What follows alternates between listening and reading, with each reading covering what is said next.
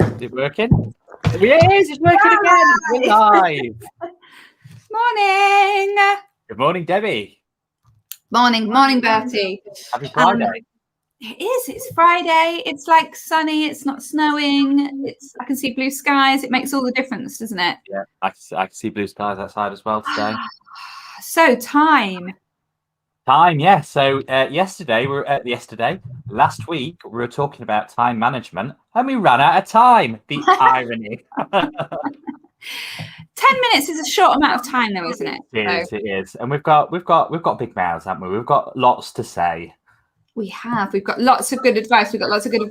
So we wanted to kind of carry on talking about it because we didn't get into some of the nitty gritty. And today we wanted to talk about the tools that we both use kind of daily in our business that helps us manage our time and do all of the things that we have to do to keep our business running.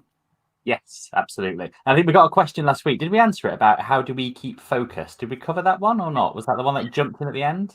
I think you shared the story that's really good of the Olympic team, the Olympic rowers, and how they were asking the question of, will this action make the boat go faster?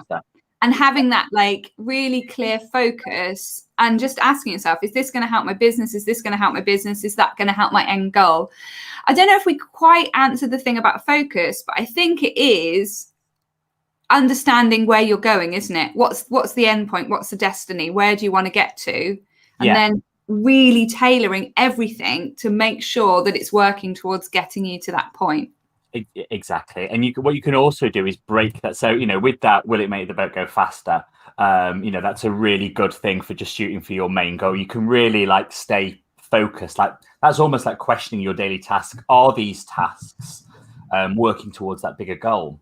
Yeah. But on a daily basis, what you can find is that you will have different metrics. I'm not going to get too much into data and stuff like that, but it's what do you want to achieve today, and just make sure the stuff that you're doing is working towards that. So if you need more customers, for example, are you doing things that are focusing on more customers, or are you wasting time tweaking about your website and thinking, oh, well, actually, if a customer lands on it, it'll make it look better? It's like, no. You haven't got any customers landing there yet. Let's focus on the front bit first. So that one metric that matters changes. So we can talk about that in more detail later. But that's how I keep focused. That helps me done as in, what do I need to achieve today? What is my metric that matters? Yeah, I think that's really key. It's having that intention, isn't it? And going, right, I'm going to sit down today. What's my intention? What do I want to achieve? And what are the tasks that are going to get me there the fastest? And like you said, we can spend a lot of time being busy fools, can't we? Thinking, well, I'll just tweak my website, or I'll just change the landing page, or I'll just change these photos. And maybe actually, if you want to get customers, the number one thing to do is to reach out to people who've contacted you, to connect with those people, to send out an email to everybody on your email list, and think about what are the tasks that might actually get me those customers. So having that focus. And I think, because we were talking just before we went live about these ideas of what are the tools that we use to manage our time. And I think for me, it's about keeping it really simple. Absolutely. Right. Always simplicity. Yeah, not overcomplicating things and thinking I'm going to try all these different things, but just thinking what's the simplest tool that I can use to manage my time. And I think we're both a big fan of kind of online calendars. I use kind of the Gmail suite of tools, and I literally put everything in the diary, from putting my daughter to bed, to writing my blog post as a diary entry, to doing my morning journaling, to my client stuff, to having lunch. Like every single thing has a diary entry. And if it didn't have a diary entry, I wouldn't do it. And I think just being a bit anal, I think, really, with that calendar, and thinking if you've got a task, put it in your diary. Rather than put it on a to-do list. Even if you put it in the diary in 2 weeks' time, you've created space and time to get that stuff done. And that really helps me. Yes, absolutely. And I do something similar as well. So I almost have a flow. I have a notepad on my desk. That's an old Fill My Belly notepad, look, from lovely. years and years ago. So I have a notepad on there. Like if we're talking now, then I'll quickly jot something down in handwriting that occasionally I can read. But then that will either go into a to-do list of things then that I'll prioritize, and they then get put like time blocks into the calendar. So during like a daily planning session, which takes like minutes, it's just like, okay, I've got all of this stuff in here. If it's in a long list, almost like you're putting this false expectation that list has to be done straight away. It's a stress. Whereas actually, as soon as you start putting things in your diary, you probably realize you can do 20% of the stuff that's on your list, which is okay. Yeah. But then it's setting the correct expectation. So then when you finish your day, you're feeling that you've achieved, rather than looking at 20% of a list that you may or may not have ticked off, or you might have just got bored and start getting distracted because you're thinking, I'm never going to get through all this. But by time blocking it, just having it scheduled, that's the first sense of achievement you've got there. It's like, actually, it's in there. And actually, if it's scheduled, the chances are it's going to get done. Obviously, then it's your own individual discipline on the diary, which we can, talk about if anyone's got any problems on there.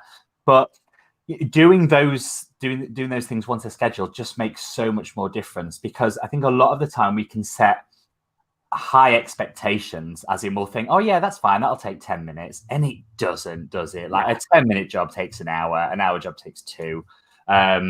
Putting it in the diary as well, is it Parkinson's law it's called, where it's like you fill the there's I'm sure it's Parkinson's law. I'll have to Google it now and check. But the thing behind it is that the task will take the amount of time that you allot to it. Yeah. So sure. if you say, like my daily email, for example, if I say, right, okay, I need to do that this morning, it will probably take me all morning.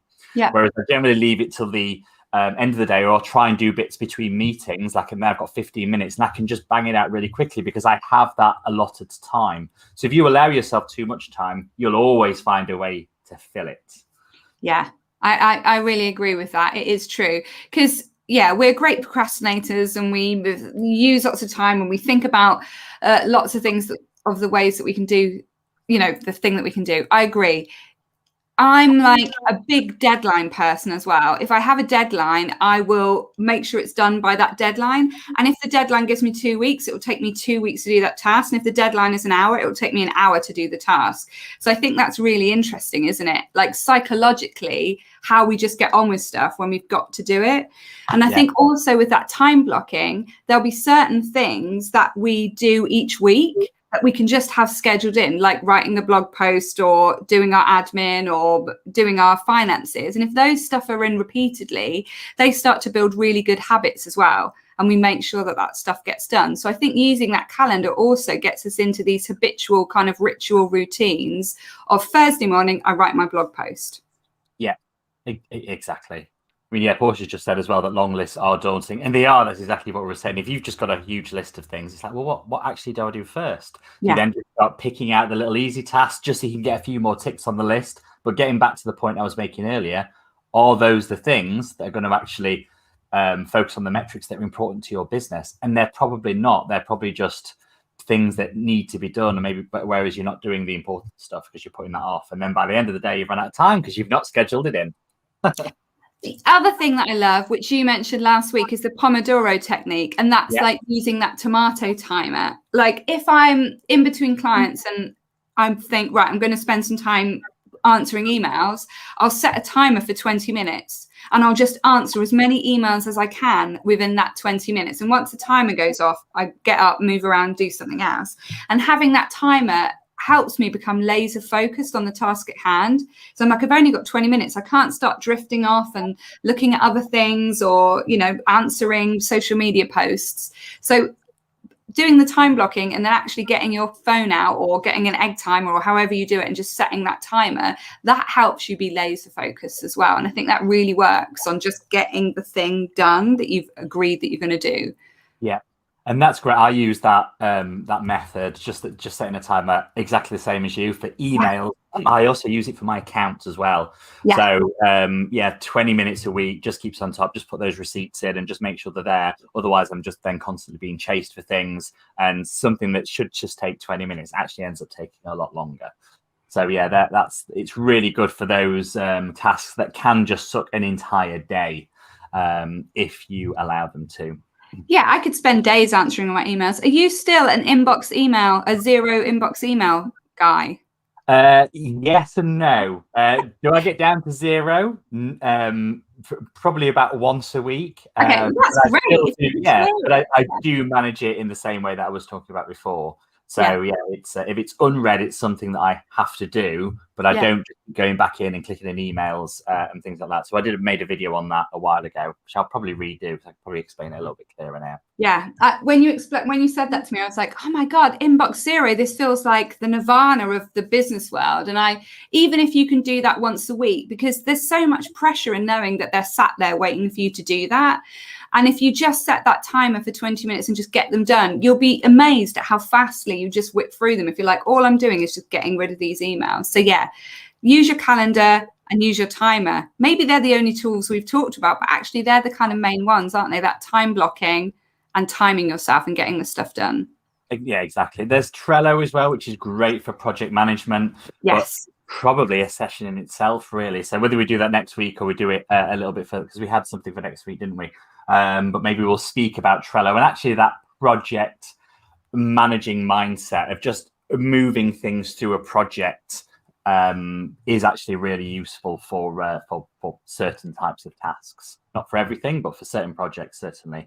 But the point with these tools is a lot of the time I see productivity tools and stuff all the time. There's always different software that's coming out and you think, oh great, this is going to solve my problem.